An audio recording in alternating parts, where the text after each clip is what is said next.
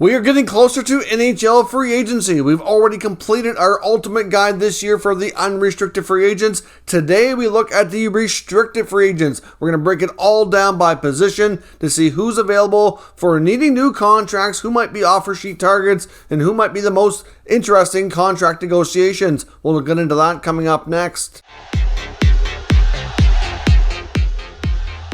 So welcome back to another video here at Top Shelf Hockey. As I mentioned, today we're going to do our complete guide by position for all of the RFAs coming up here for NHL Free Agency 2022. In case you missed it, about a week ago or so, I put out my ultimate guide to the unrestricted free agents. Of course, that's interesting in a different aspect because those players are eligible to change teams, obviously on their own by signing wherever they decide to go, but obviously restricted free agency is a little bit different. Obviously teams that have RFAs have the first right to keep those players. First up, they're going to be offered a qualifying offer if the team wants to continue their relationship and extend their negotiating rights with that player. Of course, that's based off of their most recent contract and the final year of that deal. So we're going to take a look at who are all the RFAs this offseason, which negotiations might be the most interesting. Of course, with RFAs, you can also have them sign offer sheets, so they can still sometimes change teams. The only difference between RFA and UFA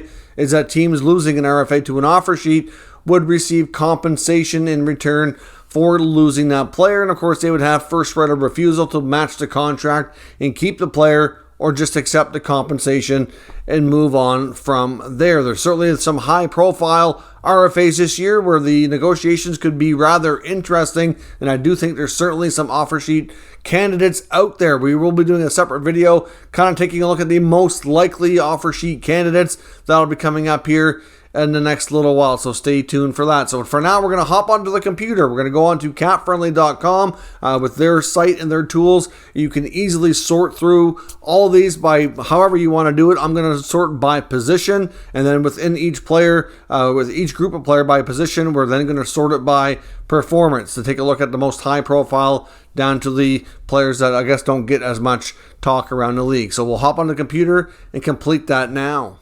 So here we are on capfriendly.com. The first group we're looking at is the goaltenders. There's really not a lot of RFA goaltenders with any significant amount of experience. There is a handful, though, led by Alexander Georgiev and the New York Rangers organization. I think it's fair to say he's probably going to be ending up on another team, and that's either going to happen because he's traded, or perhaps the Rangers opt to not qualify him and he moves on and becomes an unrestricted free agent, because that can happen as well. RFAs have to be given a qualifying offer to hold their negotiating rights. If they don't get one, teams can opt not to do that and just walk away from the player. You have Ilya Samsonov in Washington. He'll definitely, I think, be signed by the Caps. Very interesting goalie there. Jake Ottinger in Dallas. That one's going to be interesting. He had one heck of a playoff run after playing 48 games in a regular season. And yes, I know they lost in the first round, but his performance was outstanding, and he's going to get paid big time. The rest are a little bit lower profile, like Caden Primo from Montreal, Ukko-Pekka Luukkonen in Buffalo, Samuel Montembeault in Montreal, Jonas Johansson in Florida, Kaapo Kähkönen in San Jose, Zach Sawchenko in San Jose, as well as Vitek Vanacek in Washington. Now, I do think between Samsonov and Vanacek, one of those two Washington goalies is likely going to get traded as well, and they're likely going to try to bring in a veteran goaltender, but not a huge crop of RFA goalies this year. On to defensemen, and the highest point getters for the RFA D-men are Tony DeAngelo and Noah Dobson. DeAngelo will be interesting in Carolina. They may have a tougher time affording him, but he's certainly rehabilitated himself and had a great year. Noah Dobson's going to get a good contract from the Islanders. I have no doubt about that. He's really blossomed this year. Oliver Shillington in Calgary. You have Sean Dursey in LA. Timothy Liljegren in Toronto. Adam Boqvist in Columbus. Rasmus Sandin in Toronto. Caleb Jones in Chicago, Ethan Bear in Carolina, and Jacob Middleton in Minnesota. I have no doubt all these players will certainly get qualifying offers. They're all quite interesting. I think DeAngelo and Dobson will be the most interesting negotiations. I think in Toronto's case, too, with Liljegren and Sandin, because of the veteran defensemen and older guys that they have signed there, there is some concern over where Sandin fits, and I wouldn't be shocked if we do see a move on the Leaf blue line. It may not be Sandin. It may be like an older, more experienced player, whether it be Justin Hall, Jake Muzzin. One or both those guys may be being moved to make sure that these both these young defensemen have a solid spot here moving forward. This next group of defensemen has some interesting guys here as well, but it's obviously nothing that's going to be super high paying right now. You get Nicholas Hague in Vegas, Erik Brandstrom in Ottawa, Muriel Ferrero in San Jose, Nico Mikkola in St. Louis, Alex Romanov in Montreal, Kale Clegg in Montreal, Jake Wallman in Detroit, Jacob Bryson in Buffalo, Gabriel Carlson in Columbus, and Kyle Capobianco in Arizona. So I don't think there's going to be anything too crazy here. I will be interested to see how the Habs handle Romanov. I'm not sure. I know they see him as a big part of the future, but will they try to get him on a longer-term deal now? Might be wise while his value isn't as high, because if they give this guy more time before they sign him long-term, I'm sure his value is going to go up here. Same with Mario Ferrero and Erik Brandstrom. I think they had pretty decent years, but like Ferrero is becoming a big part of the Sharks' blue line. Brandstrom probably going to get a bridge deal, though. I think he needs to show a little more before getting any kind of a longer-term deal in Ottawa. The next group of defensemen has Lucas Carlson of Florida, Mikey Anderson in LA, Nick Milosh in San Jose, Victor Mete in Ottawa, Cam Dineen in Arizona, Urho Vakanainen in Anaheim, Scott Perunovich in St. Louis, Corey Schueterman in Montreal, Robin Salo with the Islanders, and Simon Benoit with the Ducks. Some of these guys, like Victor Mete, for example, already knows he's not going to get a qualifying offer and is going to become a UFA, so that's going to change. I think the only real interesting one here for me is probably Anderson in LA. I think they really value him there, and he might get the best contract out of this group of defensemen, whereas many of the other ones will get probably short-term deals to continue proving themselves. This last group of defensemen, much like the other group, doesn't really have much there for higher-profile players, but you got Hayden Fleury and Dennis Cholowski in Seattle, Nick Blankenberg in Columbus, who was a late-season signing out of college, who fit in nicely. I think he'll get a decent deal. Linus Hoberg in Philly, Matt Kirsten in Florida, Jacob Larson in Anaheim, Libor Hayek with the Rangers, Danil Miramanov in Vegas, Jack Akan in Boston, and Brendan Gooley in Anaheim. Not much here, really, for, like I said, for star power or guys that are going to be getting longer-term deals. Some of these guys might not even get qualifying offers. I think Blankenberg was probably the most impressionable amongst most of them who had a chance to play this year. I was surprised Hayden Fleury didn't get more of an opportunity to play in Seattle this year as well. So we'll see what the future holds for some of these guys. A few more defensemen here. We have Olli Juolevi, Max Lajoie, Pierre-Olivier Joseph, Cale Fleury, Jonathan Kovacevic, Jack Rathbone, Christian Rubens, and Wyatt Kalynuk. Now, some of these guys I think will have a shot at the NHL next year. Like I think Pierre-Olivier Joseph will have an opportunity. I think the Penguins will either make room to bring him in because they'll need his cheaper contract to help with their cap, or he could be a trade chip depending on what they do. But either way, I think he'll get more opportunity next year. Same thing for Jack Rathbone with the Vancouver Canucks. So the other guys, it's debatable. Hard to say where their future holds or if they'll get qualifying offers. The center iceman in here, we should see definitely some very interesting negotiations, especially at the top of this order where we got Pierre-Luc Dubois and Josh Norris. Of course, Dubois needs another deal, getting closer to UFA status, but still has a little ways to go. Norris, on the other end, just completed his ELC, 55 points and 35 goals. I think the Senators are going to try to sign him long-term, comparable to what they did with Brady Tkachuk. And possibly even like comparable money too, to be honest. Dubois, on the other hand, I think the Jets want to sign him long term, but there is some skepticism as whether or not he wants that. So we'll have to see what Winnipeg and Dubois does. But those two players will be right near the top of the list of most interesting. You got Dylan Strome in Chicago. I don't know if his future is there. Nick Waugh in Vegas. I think he's going to get paid probably $3 to $4 million a year. Matthew Joseph was another excellent pickup in Ottawa in a Nick Paul trade. He's likely getting a decent contract after a solid performance. Isaac Lunderstrom in Anaheim. Eetu Luostarinen in Florida. Kirby Dach in Chicago. Barrett Hayton in Arizona. And Jesper Boqvist in New Jersey round out this group.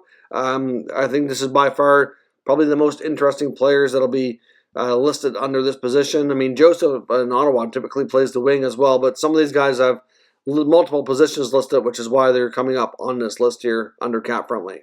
This next group of centers certainly, like I said, doesn't have the star profile here like the other one did, but you got Morgan Geekie in Seattle, Ryan McLeod in Edmonton. I think he's becoming a key piece there. Should be the solid number 3 center next year. You got Sam Steele in Anaheim, Brett Howden in Vegas, Morgan Frost in Philly, Juho Lemiko in Vancouver, Adam Gaudette in Ottawa, Emil Benstrom in Columbus, Adam Rajewski in Calgary, and Zach McEwen in Philly. I think a few of these guys, I don't have any doubts at all that Seattle will probably qualify Geeky. Edmonton will try to do probably a decent term contract here with McLeod. Morgan Frost in Philly might not be a long-term thing. I think they'll sign McEwen though, and a lot of these other guys are probably debatable too. Hard to say, but like I said, once you get past the first few, the star power certainly drops down significantly. This last group of centers certainly has some players that are questionable to be whether or not they're going to be in the NHL next year, but a couple interesting names. You get Alexander, or goes by Sasha Chemlovsky in San Jose. 19 games but no goals last year. I think he could be a real good prospect for them, though, still. I think they'll sign him to another 1 or 2 year deal to see his development continue. You get Fabian Zetterlund in New Jersey, Thomas Novak in Nashville, Gabe Vilardi in LA. I think he's a prime trade chip for the Kings. I think they have so many prospects that he's fallen down the depth chart here that I think they'll try to use him as a trade chip to acquire something else this year. Mitchell Stevens in Detroit, Jake Leschyshyn in Vegas, Arttu Ruotsalainen in Buffalo, Elias Anderson in LA, Beck Mellanston in Washington, and Cody Glass in Nashville. Some of these guys, it's really debatable what their future holds, and not even 100% sure they'll get a qualifying offer.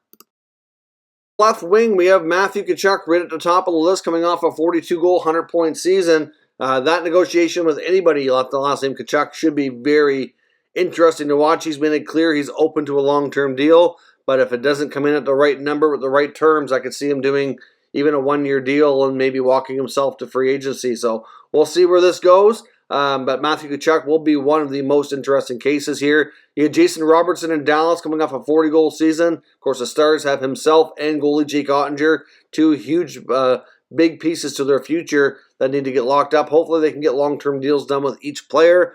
You have Columbus and Patrik Laine as well. We don't know what the future holds there. Andrew Mangiapane, I think his future will be largely dictated by what Calgary does with Tkachuk and Gaudreau. Adrian Kempe with Los Angeles.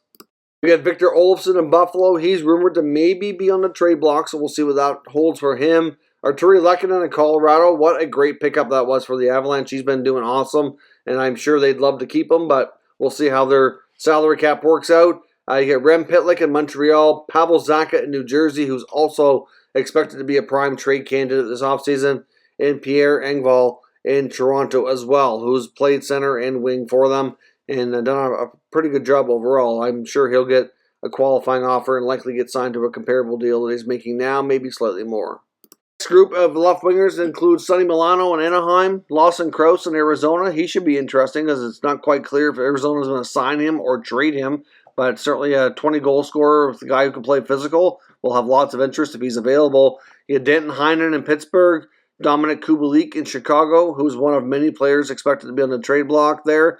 Alex Formenton coming off another solid year in Ottawa. His development continues to be real good for them. Ryan Donato in Seattle. Jakub Trenin in Nashville. Noah Gregor and Jonathan Dahlen in San Jose. And Philip Kurashev with the Blackhawks. I don't think we're going to see too many deals here that are going to be overly interesting negotiation-wise. Like I said, there's a handful of them that might be available for trade that could be interesting to watch here as well out of this group of left wingers. The next group of left wingers has Evgeny Svechnikov in Winnipeg, Kiefer Bellows in the Islanders organization, Carl Grundstrom and Brendan Lemieux in LA, Jansen Harkins in Winnipeg, Matthew Highmore in Vancouver, Michael Pezzetta in Montreal, Brett Murray in Buffalo, Connor Dewar in Minnesota, and Marian Studnik in Dallas. Not a whole lot of interesting names here that should provide us with interesting negotiations. I will be curious to see what the future holds for Svechnikov and Bellows. The rest are pretty straightforward. I would expect most will get a qualifying offer. There's maybe a few there that may not.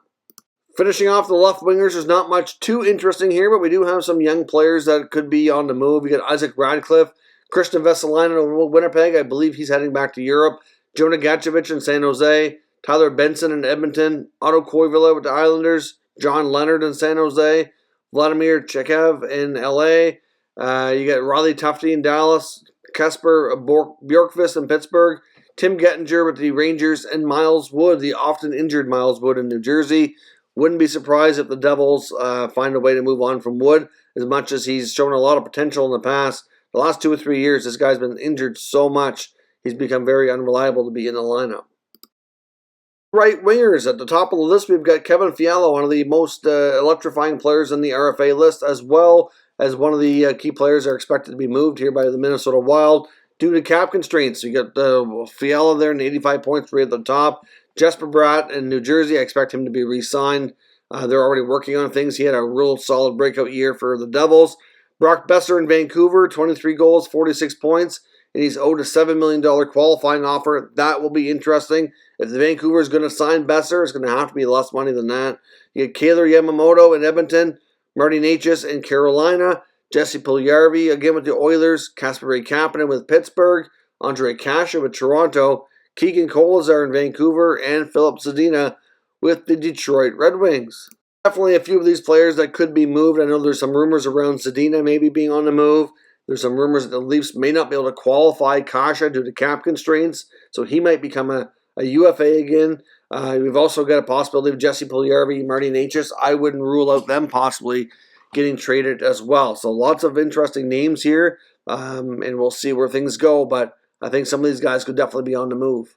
This next group of right wingers is led by Nikolai Aube-Kubel of the Colorado Avalanche, having himself a decent playoff right now, so he's definitely going to get qualified. You get Luke Kunin in Nashville, Mason Appleton in Winnipeg, Owen Tippett in Philly, Daniel Sprong in Seattle, Capo Caco with the Rangers, Stephen Lawrence in Carolina, Christian Fischer in Arizona, Carson Kuhlman in Seattle, Klim Kostin in St. Louis, and Cole Lynn also with the Seattle Kraken.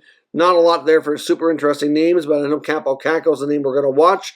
After that Game 6 scratch, there's a lot of people wondering what his future holds with the Rangers organization. I would think most of these players will at least get a qualifying offer, but wouldn't be shocking if a few of them were on the move this summer as well. Last group of right wingers is led by Julian Gauthier in the Rangers, Matt Luff of Nashville, Brett Leeson in Washington, Jonas Rongberg of Vegas, Brendan Perlini in Edmonton, Sammy Blais with the Rangers, Jack Studnicka in Boston, Carson Meyer in Columbus, Hayden Hodgson in Philly, Trey Fix-Wolansky and Kevin Stenlund in Columbus, as well as Will Lockwood in Vancouver. I would think most of these players will get qualifying offers. I don't know about Julian Gauthier with the Rangers. They didn't really play him much in the playoffs. Like, his role has really been reduced. I wouldn't be shocked if they move on. Brendan Perlini at Edmonton, I wouldn't be shocked if they move on too. And the other ones, I would think most will probably get a qualifying offer, but you just never know sometimes. But I would think most of these players would be retained by their existing clubs. So that is my complete ultimate guide for the RFAs for the upcoming 2022 NHL free agent period. Of course, as I mentioned below, as I mentioned before, I'd like to know your thoughts on which players might be good candidates for offer sheets, as well as who you think might be the most interesting negotiations. Will any of these players possibly even hold out, miss training camp? Who is going to be set to make the most money here and be the most interesting scenarios throughout the offseason? Sometimes these deals and these negotiations are just as interesting, if not more so, than unrestricted free agents, since this game is kind of slowly switching here, has been for a while, to be more of a younger players game. Players are getting younger and younger all the time, so the RFAs certainly get paid a lot higher than they have in the past, and certainly create a lot of conversation around the offseason and the work that teams need to do to get their players signed under contract. Let me know your thoughts on that. And of course, if you're new to this channel, make sure you subscribe and stick around. We'll keep you up to date with the latest news, rumors, and analysis on all 32 NHL teams. We'll keep you fully up to date through the entire NHL offseason. Thank you for watching, and I'll catch you next time.